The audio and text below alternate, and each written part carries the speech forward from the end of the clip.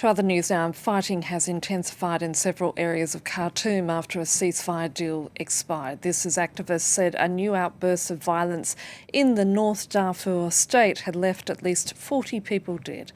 The worsening clashes come as a temporary truce between the two warring sides ended on Saturday, with talks to extend it breaking down on Friday. Our regional correspondent, Bastien Renouil, spoke to us earlier.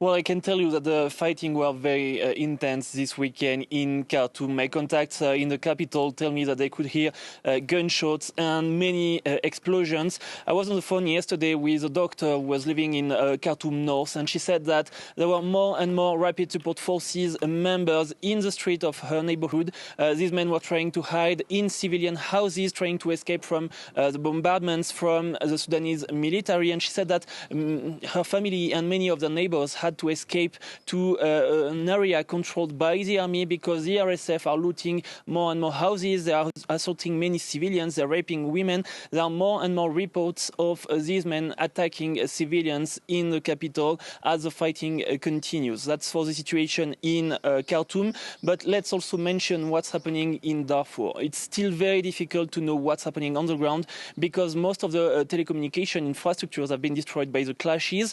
We know that very intense fighting erupted in the city of Khartoum during the weekend. It's a city located in North Darfur. At least 40 civilians were killed by the rapid support forces. Many more were injured and taken to hospitals in the city of El Fashir. It's the capital of North Darfur. So it seems that the rapid support forces now have the full control of the city of Khartoum.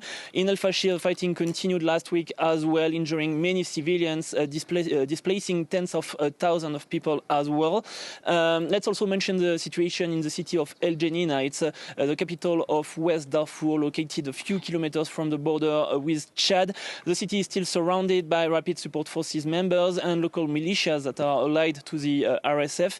And it's still very difficult to know what's happening on the ground because there is no phone network at all. But according to our colleagues from Radio Dabanga, it's a radio specialized on Darfur, more than 440 civilians were killed during the past weeks and many more were injured.